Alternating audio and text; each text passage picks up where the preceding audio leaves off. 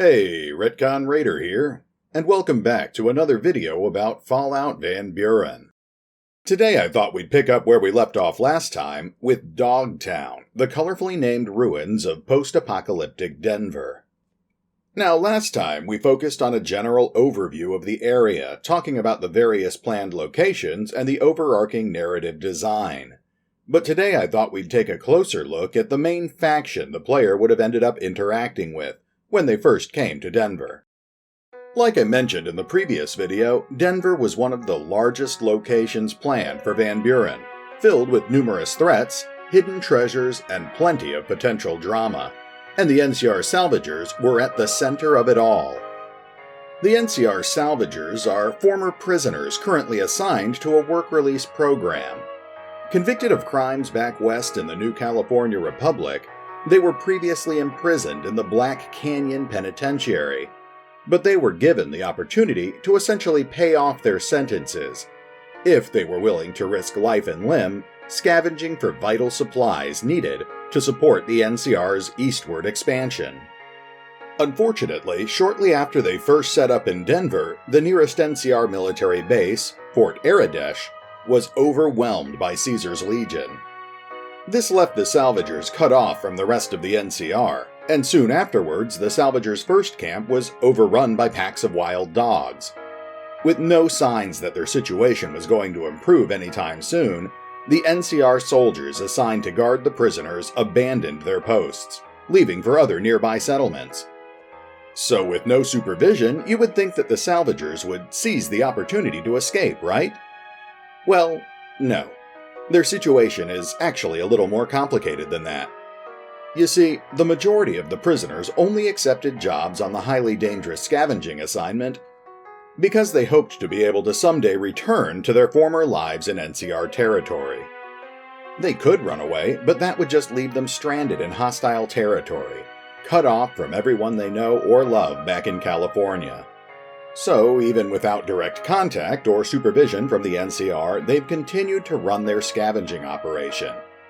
In part to help them gather the supplies they need to survive, but also to slowly build up a stockpile of scavenged materials that they hope to one day turn over to the NCR once contact has been re-established. They've essentially divided the ruins of Denver into a series of salvage claims, with different salvagers each being responsible for finding enough salvage to pay off their own prison sentences. They keep close track of how much salvage each scavenger has banked toward paying off their individual sentences, in hopes that some of them will be able to go home once the NCR inevitably returns to Colorado. But by the time the player shows up, it's already been a couple of years since the NCR withdrew, and some of the salvagers are starting to have second thoughts. We'll get back to that in a moment. According to the design documents, there were a total of 26 different salvagers planned for use in the Denver area, split into roughly 3 groups. First, there were the Loyalists, the ones who continued to salvage scrap in hopes of someday paying off their prison sentences. Then there are the Traitors, a slowly growing sub-faction who have given up on ever returning to California, and instead want to take all of the materials they've salvaged so far and leave Denver, starting a new life in Colorado. And finally, there are the Independents, a small number of salvagers who each had their own motivations. Motivations that put them at odds with both the Loyalists and the Traitors. Let's start by focusing on the NCR Loyalists, since those are the characters that the player was most likely to end up working with. The Salvager camp is led by a man named Porter, who serves as the main driving force that keeps the scavenger camp running. He's well organized and well liked by most of the other salvagers, and he generally seems both fair and hard-working. Although the salvagers don't like to talk about the crimes they were convicted for, it's fairly well known that Porter was arrested for something known as the 370 Raid. Now, let's pause real quick for a fictional history lesson. Around 2248, the NCR was suffering from an economic slump and found itself struggling to pay its workers. Porter, then the foreman of the 370 mining team, got fed up with the situation and decided to take matters into his own hands. He rallied his men, and together they raided the local NCR bank. Unfortunately, something went wrong, and the NCR military showed up before Porter or his men could actually steal any money. Even worse, the money still ended up going missing, stolen by someone else during the chaos of the raid. The end result was that Porter and his men were arrested, and the region entered a slow economic death spiral. Ever since then, Porter has continued leading his men, trying to make up for the situation he's gotten them into. He's the one who convinced many of them to sign up for the work release program in Denver, which he genuinely hopes will allow at least some of his former workers to earn their freedom. Though his motivations aren't entirely altruistic. In truth, Porter was paroled years ago, but he chose to voluntarily remain with his men in the work release program. Although he's loath to admit it, Porter is actually a member of the NCR Advisory Board, and he came east to Colorado in hopes of striking it rich supporting the NCR expansion. Unfortunately, he lost all of his money in a series of bad investments, so the NCR work release program in Denver is his last hope of turning things around, which means he has a vested interest in keeping the Salvagers in line, so they stay in the NCR's good graces. But despite his ulterior motives, Porter does seem to be genuinely interested in making life easier for the Salvagers. Although there is a slowly growing traitor movement among some of the Salvagers, the majority still support him, though many of those supporters would be a bit hesitant to rally to his side if things were to escalate to open violence between the two factions. Porter's right-hand man is a Salvager named D.C. Lowery, another former member of the 370 mining team. Unfortunately, although Lowery is Porter's friend and ally, he's also the reason that the 370 raid failed. Years ago, fearing reprisal from the NCR, Lowery was the one who alerted the NCR to the planned raid ahead of time. Although he's kept this a closely guarded secret, he's currently being blackmailed by the traitor faction, who want him to convince Porter to turn against the NCR. And speaking of the traitors, they're led by a Salvager named T.J. Riley, who serves as Porter's counterpart. Where Porter wants to maintain the status quo, stockpiling salvage until the NCR returns to pick it up, Riley wants to take the salvage and leave Denver entirely, using it to start a new life. Riley would love to take over the camp, but he's enough of a realist to know that Porter currently has more support than he does. So, for the moment, Riley is content to sow seeds of dissension among the other Salvagers, and some of his men have started using more nefarious or direct tactics to blackmail or even eliminate some of Porter's more staunch supporters.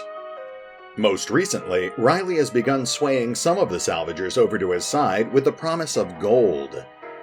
He's become convinced that he's discovered a vault in the ruins of Denver, which holds a stockpile of pre-war gold, and he's promising shares of it to any Salvagers who will support him. Unfortunately, what he doesn't know is that the facility he's planning on breaking into is actually the Box, a pre-war robot assembly line. When the player first arrives in Denver, Riley only has 7 supporters. Most of them are relatively minor threats, but 2 of them are dangerous enough to warrant special notice. The first of them is Hardin, Riley's right-hand man, and a stone-cold psychopath. Hardin is the one who's currently blackmailing D.C. Lowery, and he's also started putting some of the other Salvagers in mortal danger while trying to advance Riley's plans, most recently getting one of them so badly injured that he's fallen into a coma.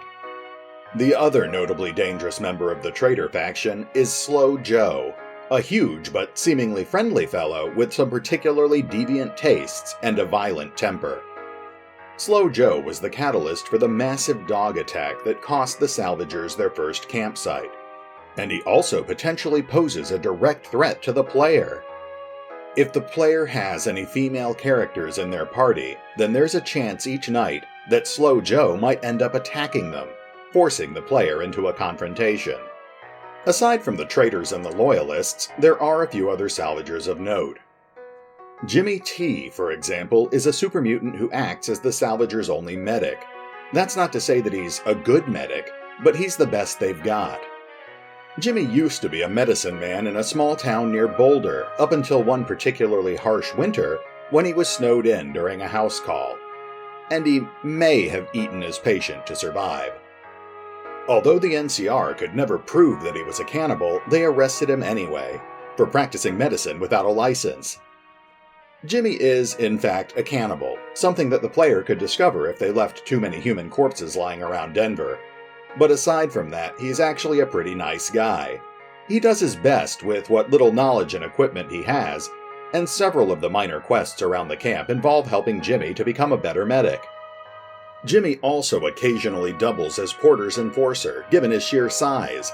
If the player accepts Porter's offer to have Jimmy escort them while they're staying in the Salvager camp, then they'll never have to worry about being attacked by Slow Joe. Wagner also deserves special mention, in part because he's the only ghoul on the salvaging team, but also because he has ulterior motives for being in Denver. Originally from the Necropolis back in California, Wagner has since allied himself with the ghoul supremacists at the reservation. He uses his position on the salvaging team to keep the reservation up to date on the situation in Denver, as well as the latest news about the NCR's presence. Two other salvagers of note are Dogbody and Bombay Jack, both of whom have gone rogue.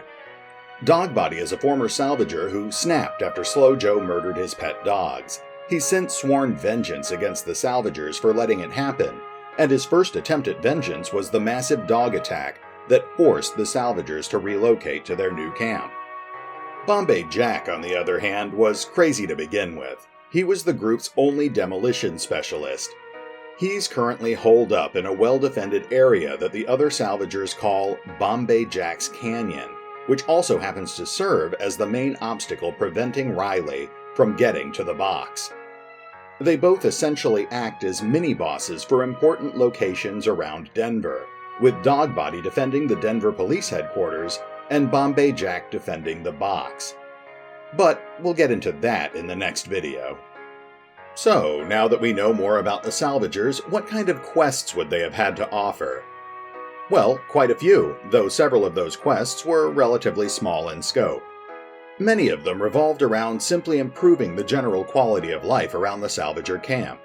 The vast majority of the salvagers are unskilled laborers, so many of their problems generally stem from their lack of specialized knowledge, or sometimes even just sheer laziness. Some of the most basic quests, for example, revolved around figuring out why the salvagers were getting sick. And it would turn out that there were plenty of reasons they were getting sick.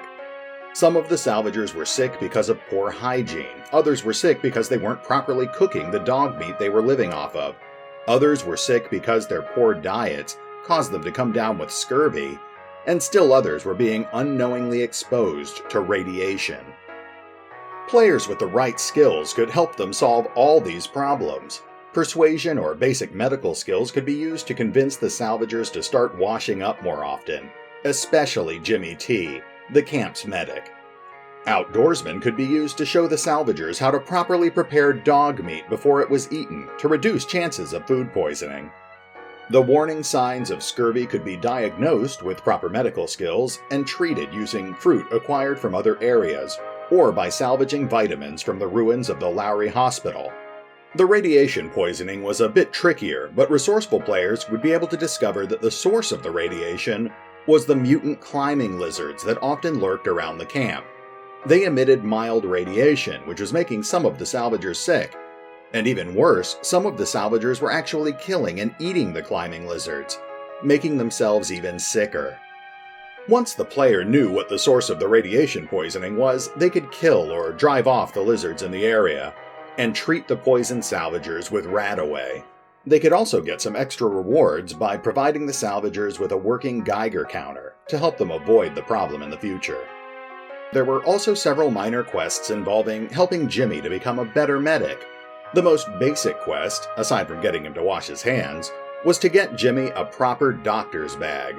But players could also help him out by using their medic or science skills to help catalog the camp's collection of salvaged drugs. Though this would also give more opportunistic players a chance to pocket some of the more expensive chems for themselves. And then there was Garcia, who was recently caught in an explosion near Bombay Jack's Canyon, and had since lapsed into a coma. Jimmy is incapable of treating his condition, so Garcia will die unless the player can intervene. Using proper medical skills or chems would rouse Garcia from his coma, netting the player some minor rewards, as well as some important information about Bombay Jack, the box, and the growing tensions in the Salvager camp. Another series of minor quests around the Salvager camp involved getting a lot of their equipment back into working order. Although some of the Salvagers dabbled in tinkering or repairing, none of them were dedicated mechanics, so the player could net some serious rewards if they had the appropriate technical skills. In particular, the Salvagers would like their radio tower repaired, so they can keep trying to contact the NCR. This involves not only repairing the tower, but also repairing the generator it's hooked up to, and may also have ended up requiring the player to go find the Salvagers' other generator, which they were forced to leave behind when they had to abandon their previous camp. Repairing the radio tower would prove beneficial to the player because it would allow them to communicate with other nearby settlements, and to call Argos, if the player wanted a quick ride back to the Tibbetts facility. Though it's also worth noting that if the radio tower was repaired, then it would make it easier for Wagner, the ghoul spy, to report back to his bosses. This could end up proving detrimental to the safety of the Salvager camp in the long run, but we'll talk about that when we get to the design document covering the reservation. Perhaps the most ambitious quest chain in Denver would involve helping Porter set up proper trade routes with the other settlements in the Colorado area. The Salvagers have been stockpiling loot to pay off their prison sentences, but they're willing to trade some of it off if it means getting better equipment or more supplies, and this could lead to a profitable situation for the player. If the player was willing to work as a go-between for Porter, then they would be able to set up basic trade deals with Boulder Dome, Hoover Dam, and the Hangdog Tribal Village. Boulder and Hoover Dam would both be interested in trading food and supplies in exchange for useful salvage, while the Hangdog tribe would be keenly interested in having a new source of wild dogs. Initially, profits would be fairly low, but the player would be able to perform various tasks around Denver that could improve the trade routes.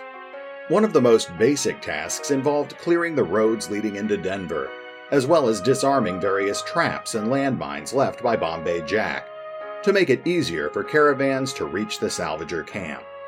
More ambitious players could clear out the old Denver Union Station and get the old train back in working order.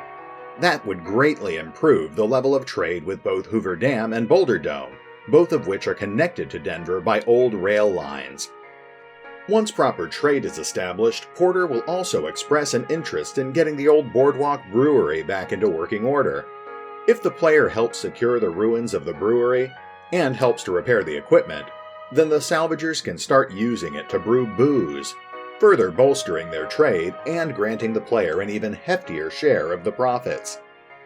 Working to improve the Salvager camp would take a lot of effort, but would be beneficial to the player in the long run, while also benefiting several of the other settlements in the area, something that was likely to be reflected in the game's ending slides.